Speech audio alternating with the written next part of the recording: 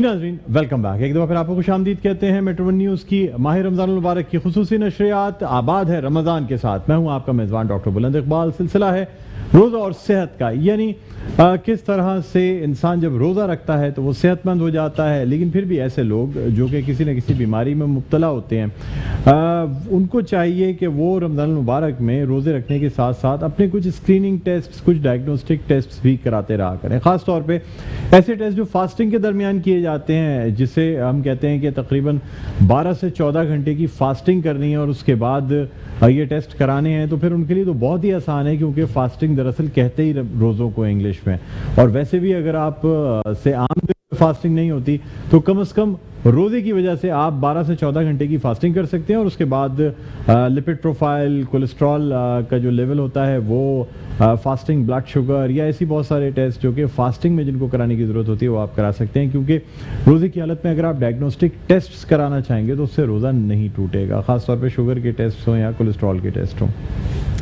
इसके साथ साथ एक और बड़ा मसला ये होता है कि अगर आपको दांतों का कोई मसला है, यानी आपके मसूड़ों में सूजन है, मसूड़ों में इन्फेक्शन है, जिसे हम मुख्तलिफ डिजीज़ का नाम देते हैं, तो बेहतर ये होगा कि आप ये जो आपके मसूड़ों का इन्फेक्शन है या इसकी सूजन है या दांतों का हिलना है, इसका ट्रीटमेंट भी करा लें। इसलिए कि रोज़े के दौरान अगर आप को दांत की तकलीफ़ होगी, दांतों से खून आएगा, दांतों से पस आएगा, तो फिर आपका रोज़ा जो है वो मकरूह हो सकता है।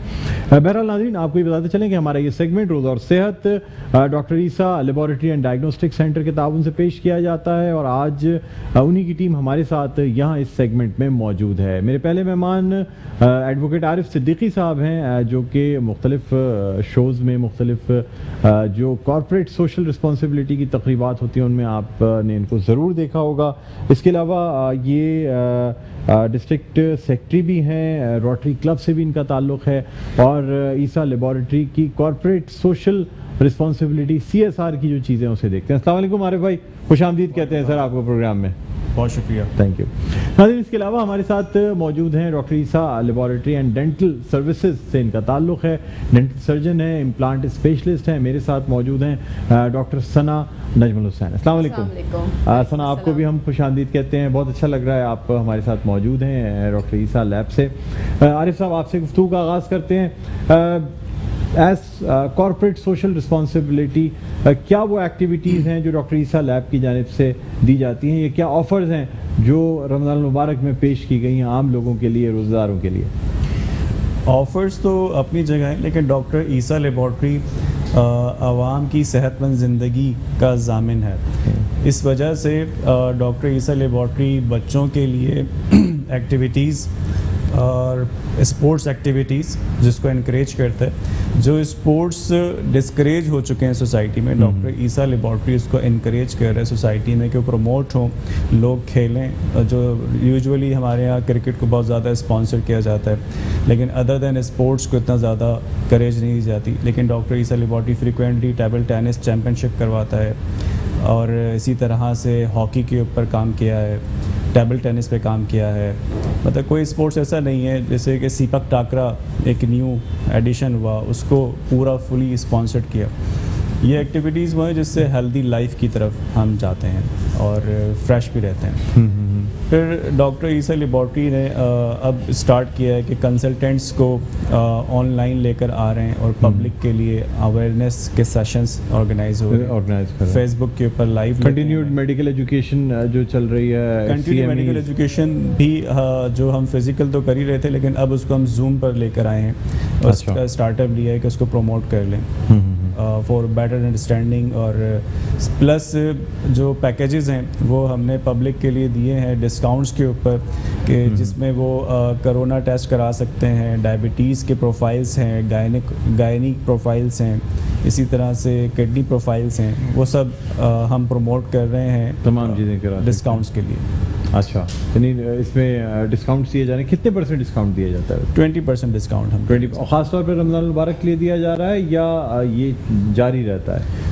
अभी तो स्पेशली जो सिनेरियो है उसमें दिया है, वैसे तो हम कंटिन्यू रखते हैं, डिफरेंट ऑफर्स चलता रहता है, लेकिन अभी स्पेशली इसी को प्रमोट कर रहे हैं। अच्छा, आरिफ साहब क्या समझते हैं ख़ास तौर पे कोरोना के ये जो फैलाव इसको रोका जा रहा है, लॉकडाउन किया जा रहा है, और आपकी लेबॉरेटरी में टेस्ट्स का रुझान कम हुआ है या बढ़ा है? क्योंकि बहुत से ऐसे लोग जो कि मैं यहाँ नाज़रीन को भी बताना चाहूँगा कि जो नॉर्मल टेस्ट्स होते हैं, जो रूटीन के टेस्ट होने चाहिए, लोग वो भी नहीं करवाना चाहते आजकल। पता नहीं कोई डर खौफ बैठ गया या क्या है। कोरोना से शायद बच जाएं, लेकिन अगर ये टेस्ट नॉर्मल टेस्ट ना कराए गए तो जिसको हार्ट प्रॉब्लम है वो हार्ट की उसको हार्ट अटैक हो सकता है, ब्लड प्रेशर की वजह से फालिज हो सकता है, शुगर की वजह से इंसान की बहुत सी जिस्म के आज़ा ख़राब हो सकते हैं। लेकिन ये ज़रा मैं चाहूँगा लोगों की अवेयरनेस के लिए बता दें कि कोरोना अपनी जगह, लेकिन रूटीन टेस्ट कराने की कितनी इंपॉर्टेंस है?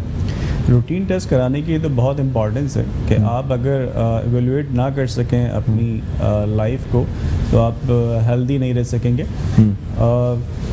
स्टार्ट में हमने कोरोना के टेस्ट नहीं किए और रूटीन में पेशेंट्स बहुत ज़्यादा इससे खौफज़दा रहे हैं, और एक तो लॉकडाउन की इसीलिए आप लोगों ने कोरोना के टेस्ट नहीं किए थे ताकि लैब में आपके कोरोना के पेशेंट्स का आना जाना ना हो।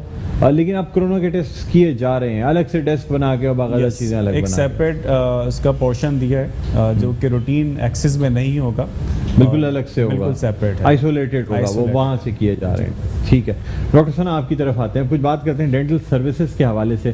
सबसे पहले मुझे ये बताइएगा कि कौन कौन सी जो ब्रांचेज हैं वहाँ पे डॉक्टर ईसा की जानिब से डेंटल सर्विसेज दी जा रही हैं? हमारी गुलिस्तान जौहर ब्रांच में दी जा रही है, गुलशन ब्रांच में दी जा रही है, अबुल हसन इस्फहानी ब्रांच, नाज़ाबाद ब्रांच, यहाँ पे हम सफूरा ब्रांच, यहाँ पे हम डेंटल सर्विसेज दे रहे हैं, और अनकरीब और ब्रांचेस में भी स्टार्ट करने वाले हैं डेंटल सर्विसेज। अभी फ़िलहाल यहीं से ऑपरेशन हो रहे हैं डेंटल सर्विसेज का।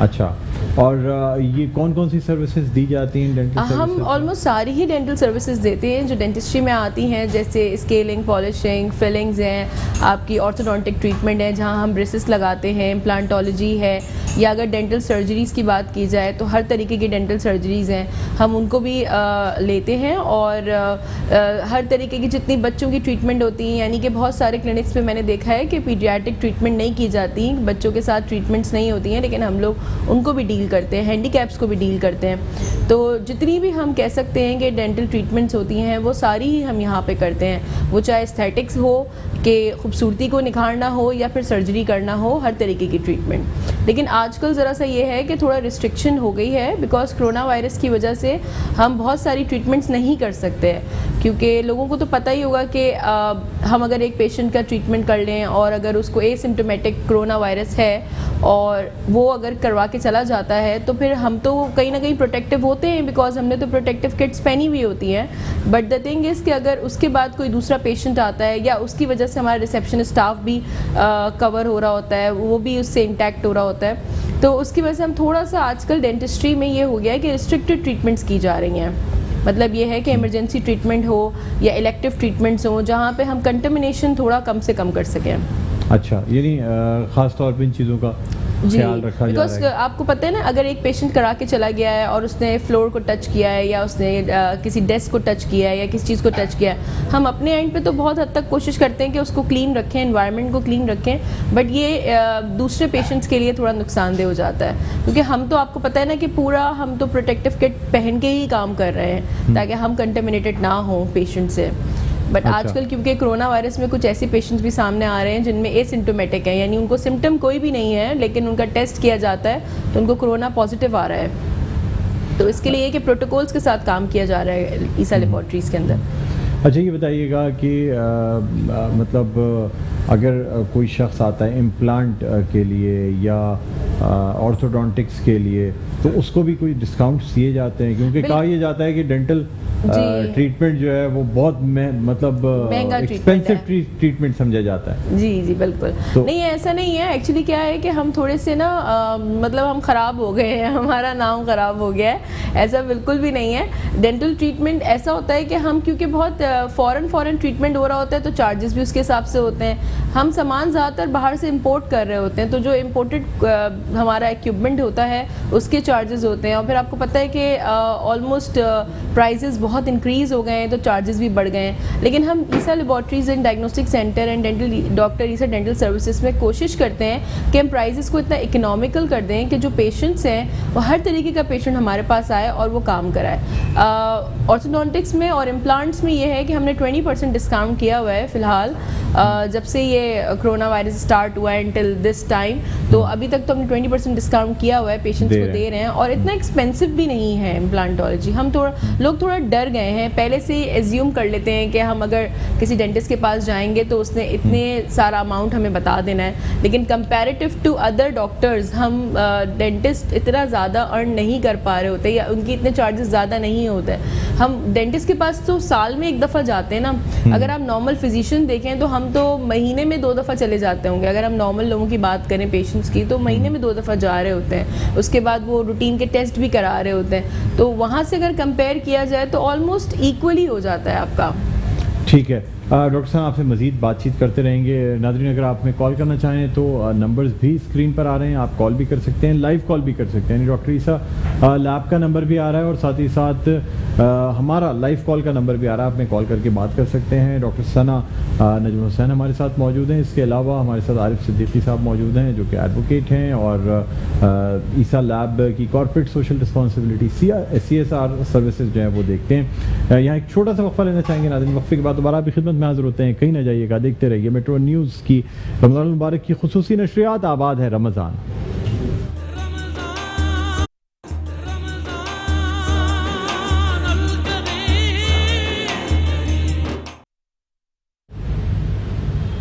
जी नाज़रीन, वेलकम बैक। एक दफ़ा फिर आपको खुशामदीद कहते हैं मेट्रो न्यूज़ की माह रमज़ान मुबारक की खुसूसी नशरियात आबाद है रमज़ान के साथ। मैं हूँ आपका मेज़बान डॉक्टर बुलंद इकबाल। सिलसिला है रोज़ा और सेहत का और ये सेगमेंट पेश किया जाता है doctor Isa laboratory and diagnostic centre के ताउन से। आज हम बात कर रहे हैं कॉर्पोरेट सोशल रिस्पॉन्सिबिलिटीज़ पे, यानी एक बड़ी ऑर्गेनाइजेशन जो बहुत कुछ काम कर रही होती है और ख़ास तौर पर ग्रो भी कर रही होती है, लेकिन उसके साथ साथ उसकी ये जिम्मेदारी बनती है कि वो मुआशरे को क्या चीज़ लौटा रही है। यानी एक ऐसा इदारा ईसा लैब जो कि न सिर्फ आपकी खिदमत में पेश है, बाकायदा डायग्नोस्टिक टेस्ट्स और अब मुख्तलिफ मज़ीद सर्विसेज जिसमें डेंटल सर्विसेज भी शामिल हैं, अंडर वन रूफ की तमाम चीज़ें दी जाती हैं, बहुत ही इकनॉमिकल प्राइसेस पे टेस्ट किए जाते हैं। इसके अलावा ईसा लैब की जानिब से मुख्तलिफ खेलों की जो मुकाबले होते हैं उन्हें भी स्पॉन्सर किया जाता है। हमारे साथ मौजूद एडवोकेट आरिफ सिद्दीकी साहब जो कि कॉर्पोरेट सोशल रिस्पॉन्सिबिलिटी की सर्विसेज जो है ईसा लैब की वो देखते हैं। आप ब्रेक पे जाने से पहले भी आरिफ भाई आपसे बात हो रही थी।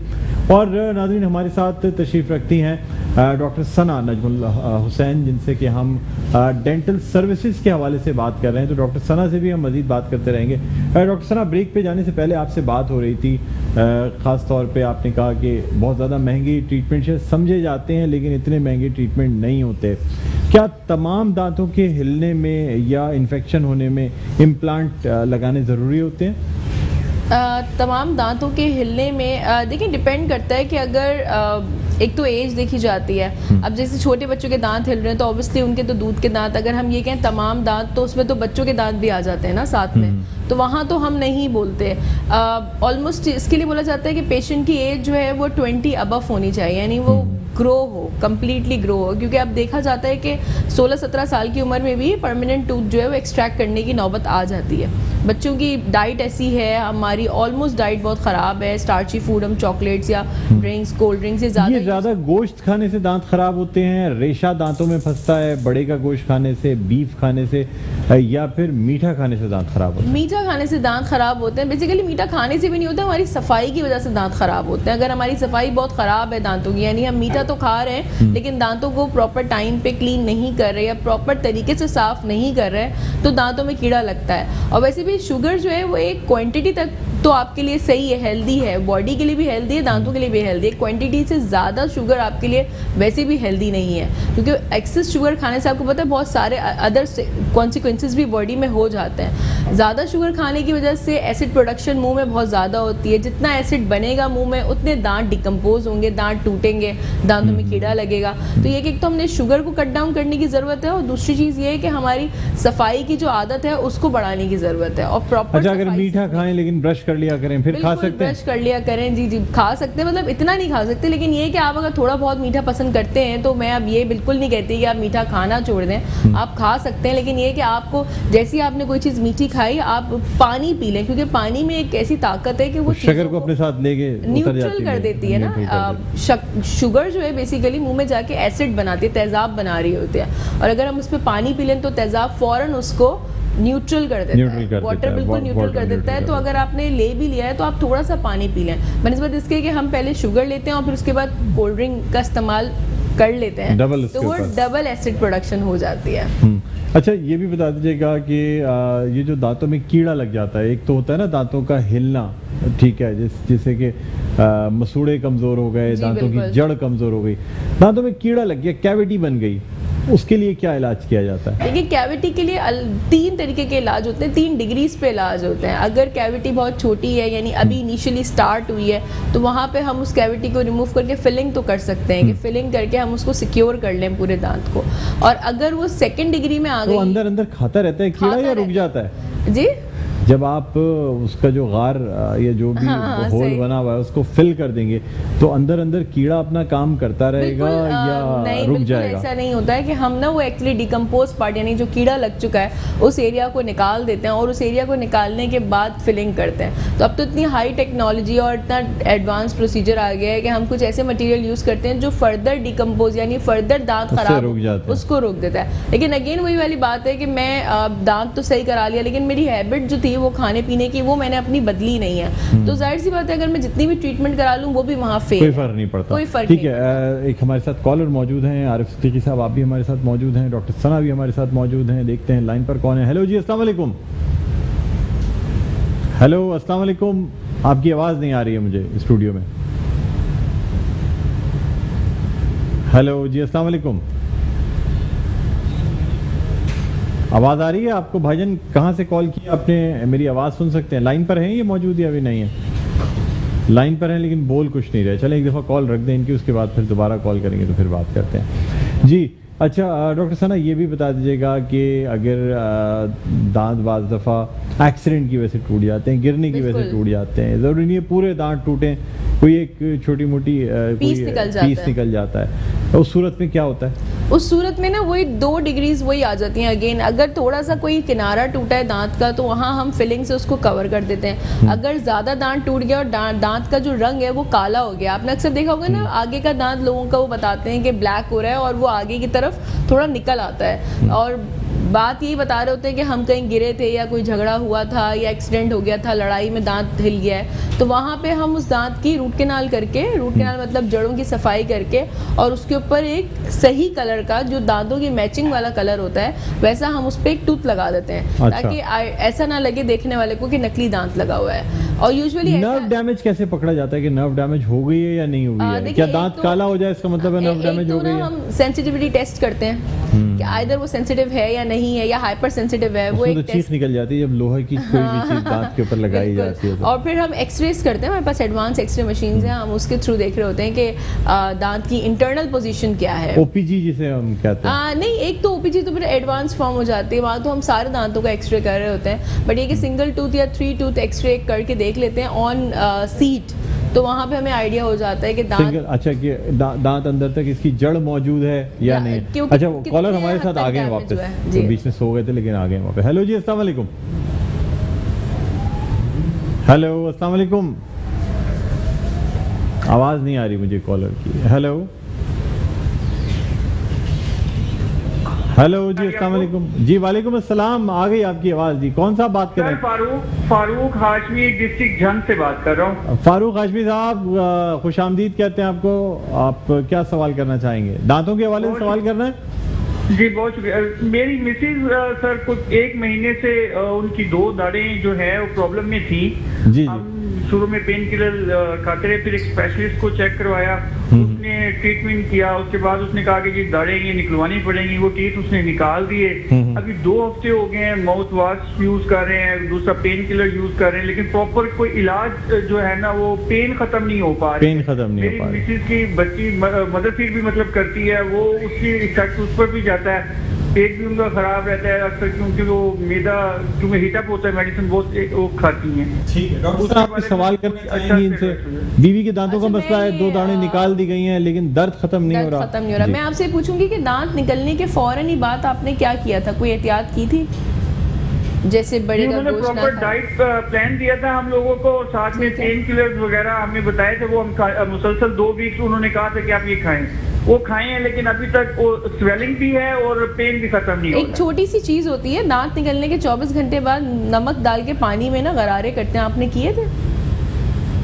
नहीं, उन्होंने हमें उसके लिए स्पेसिफिक माउथ वॉश दिया था।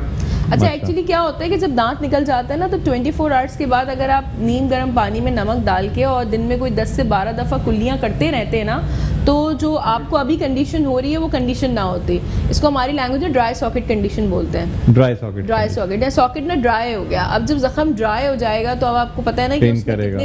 कितने पेन कंडीशन बढ़ अच्छा, और जाती अगर है। नमक के गरारे करते रहते नमक तो के क्या गरारे होता? करते रहते तो उसमें होता है कि इन्फेक्शन बनने के चांसेस खत्म हो जाते हैं, क्योंकि ना एक्चुअली जहाँ से हम दांत निकालते हैं वहाँ एक होल बन जाता है, और जब हम कोई भी चीज़ खाएंगे चाहे वो लिक्विड ही क्यों ना हो, वो जाएगी वहाँ नहीं। जाके स्टक हो रही होती है। अब जितना वो जाके रुकेगी वहाँ पे उतना इन्फेक्शन कराएगी। तो ओहो। सॉल्ट वाटर रिंस या नमक के गरारे करने से एक फ़ायदा ये होता है कि वहाँ पे खाना पसने का प्रॉब्लम नहीं होगा, और प्रॉपर सेंस में गरारे करने होते हैं, यानी कि आप जैसे होते हैं ना वॉशिंग मशीन में जैसे हम घुमाते हैं, गार्गल्स काफी घुमा दें। गार्गल्स की तरह, बिल्कुल, ताकि कोने-कोने ये कि तक वो घुस जाए वो। कोने तक से जितना भी खाने का ज़र्रात है वो सब निकल जाएं। तो ये एक तरीका होता है। अगर हम 24 घंटे में ये कर लें, और अगर 24 घंटे बाद 3 से 4 दिन हम मुसलसल करते रहें, और करने की क्वांटिटी भी इतनी है कि एक दिन में 10 दफ़ा आपने कर लिया, तो आपको ना तो तो फिर एंटीबायोटिक कुछ की भी नहीं। ज़रूरत पड़ेगी, ना पेन किलर की किसी- ज़रूरत पड़ेगी, और ना ठीक है तकलीफ होगी। डॉक्टर साहब, आपसे मजीद गुफ्तगू करेंगे, एक छोटा सा वक्फा है, ये भी जानेंगे कि दांत निकालने के बाद इस पे बात करेंगे। आरिफ साहब भी हमारे साथ हैं। छोटा सा वक्फा है, हेडलाइन न्यूज़ के बाद वापस आपकी खिदमत में हाजिर होते हैं। देखते रहिए आबाद है रमज़ान।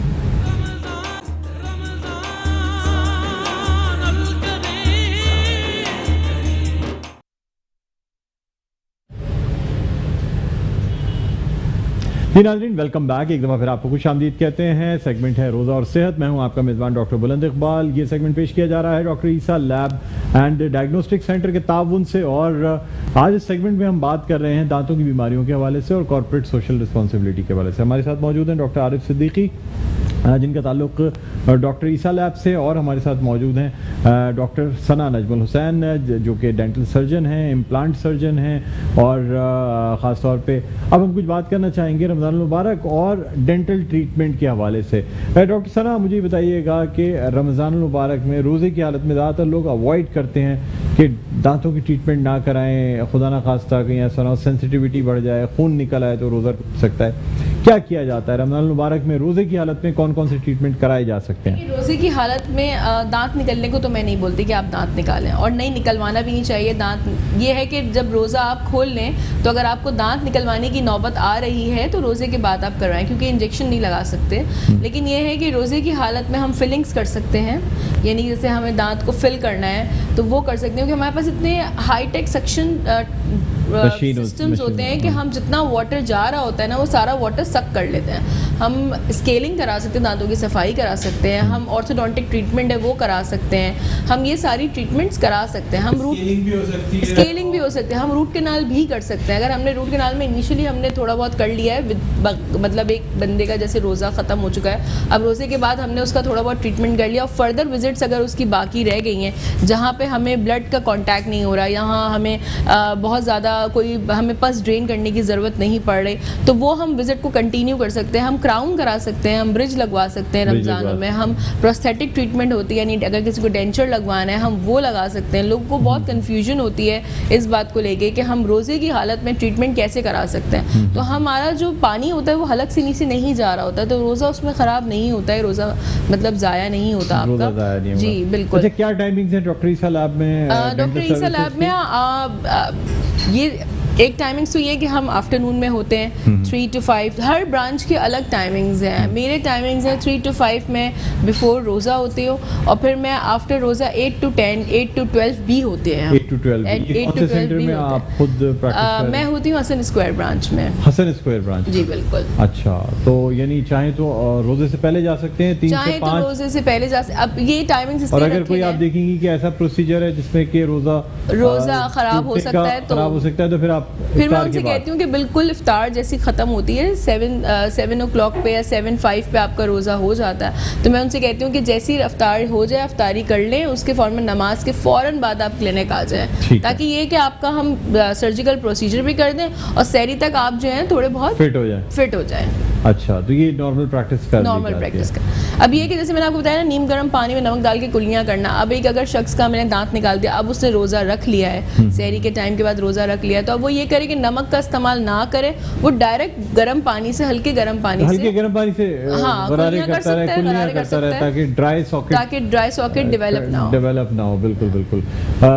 एडवोकेट आरिफ सिद्दीकी साहब, आप मुझे बताइएगा कि ईसा लैब की जानिब से रमज़ान में पहले तो बड़े टूर्नामेंट्स भी स्पॉन्सर किए जाते थे, अब क्रिकेट या टेबल टेनिस या बाकी चीज़ों का वो है नहीं, क्योंकि मुझे पता है फरहान ईसा साहब जो है ना, फरहान भाई, वो ख़ुद भी बड़े शौकीन हैं स्पोर्ट्स के, इसलिए ज़्यादा स्पोर्ट्स को का जो फ़रोग है वो करते हैं। क्या चीज़ें प्लान की जा रही हैं? आजकल तो हम जो आवाम की हिफाजत में मामूर जवान हैं, पुलिस, उसकी स्क्रीनिंग कर रहे हैं CPLC के ताउन के साथ, और अभी हमने मिरपुखास में भी किए हैं, और सिंध बॉयज़ स्काउट्स एसोसिएशन में अभी कंटिन्यू पुलिस कैंप चल रहे हैं, उनकी स्क्रीनिंग हो रही है। Hepatitis C, B, HIV, sugar, cholesterol, ये तमाम उनका चेक किया जा रहा है। अच्छा, ये तमाम चीज़ें यानी बाकायदा स्क्रीनिंग की जा रही है, ताकि उनकी जो सेहत है वो देखी जा सके। कोरोना टेस्ट भी कर रहे हैं आप पुलिस के? उन्हें कोरोना पर अभी लेक्चर दिया जा रहा है। Awareness जिस टाइम पे हमने दिया है। बातचीत की थी, तो वो टाइम हम कोरोना टेस्ट कर नहीं रहे थे। कोरोना टेस्ट तो हमने अब स्टार्ट करने पे गए, लेकिन उनको अवेयरनेस ज़रूर दी जाए। Awareness कोई ज़रूर दी मैसेज जाए। जो आप देना चाहें कोरोना के हवाले से, ट्रीटमेंट्स के हवाले से, CSR के हवाले से? अब तो सबसे अच्छा CSR ये है कि आप डिस्टेंस करें, सोशल डिस्टेंसिंग करें, सबसे बेस्ट ये है। और सबसे best ये सेल्फ आइसोलेट भी करें, क्वारंटाइन में भी रहें, या बाहर घूमते जो फिरते सस्पेक्ट रहते है उनको होना चाहिए। हैं, उनको होना चाहिए। बाकी आम लोग बाहर निकल के काम कर सकते हैं। ठीक है डॉक्टर सना, आप क्या मैसेज देना चाहेंगी सेहत के हवाले से, डेंटल सर्विसेज के हवाले से? मैं बस रमज़ान के हवाले से एक ही मैसेज देना चाहूँगी कि जितना हम स्टार्ची फूड लेते हैं, रोज़े की हालत, रोज़ा जैसे ही हमारा ख़त्म होता है और हम एकदम से पूरे दिन तो हमने रोज़ा रखा और फिर एकदम हमारी डाइट जो है ना वो बहुत ख़राब हो जाती है। जो रूटीन की डाइट है, जो हम पूरे साल डाइट ले रहे होते हैं, उससे बिल्कुल ही डिफरेंट डाइट होती है रमज़ान में। तो उसमें ज़्यादातर मीठे का इस्तेमाल ज़्यादा होता है, फ्राइड आइटम ज़्यादा होता है, ये सब दांतों को ख़राब कर रहा होता है। कोल्ड ड्रिंक ज़्यादा होती है, जूसेस ज़्यादा, शरबत ज़्यादा होता है, ये सब दांतों को नुकसान दे रहा होता है। तो ये है कि इसको थोड़ा बहुत हम कम करें तो कंट्रोल हमारे करें। जी नॉर्मल जो डाइट हम रोजाना खा रहे हम होते हैं रोज़ाना वो एक वाली रखते हुए, डाइट भी रख सकते हैं रमज़ान में। ज़रूरी नहीं है कि जरूरी हम नहीं है कि खजूर फ्राइड खाएं, बहुत ज़्यादा फ्रूट चाट शक्कर डाल के खाएं, बहुत फ्राइड चीज़ें ज़्यादा खाएं। आप फ्रूट खा सकते हैं, ज़रूरी Fruit नहीं है कि खा आप सकते उसमें शुगर का इस्तेमाल करें, उसमें ऑलरेडी शुगर होती है, अपनी फ्रूट की शुगर होती है, तो वो आप ले सकते हैं। बस ये कि जितना अच्छा, फ्राइड मीठे आइटम है, फ्रूट्स खाने से भी क्या दांत खराब होते हैं? केला है, अमरूद है, चेरीज हैं, ये खाने से भी दांत खराब होते हैं? नहीं, इनसे दांत खराब नहीं होते क्योंकि ये तो नेचुरल फ्रूट है। एक तो इसमें फाइबर बहुत ज़्यादा होता है, दांतों को क्लीन भी, फाइबर जो है बेसिकली दांतों को क्लीन भी कर रहा होता है। फ्रूट्स खाने से कोई मसला नहीं होता, फ्रूट जितने खाने से खाना कोई चाहिए। मसला नहीं। बस ये कि मैं आपको बोलती हूँ कि हर चीज़ जो भी आपको लगता है कि उसमें मिठास है, उसको लेने के बाद आप थोड़ा सा अगर पानी पी लें तो आपके दांत बहुत हद तक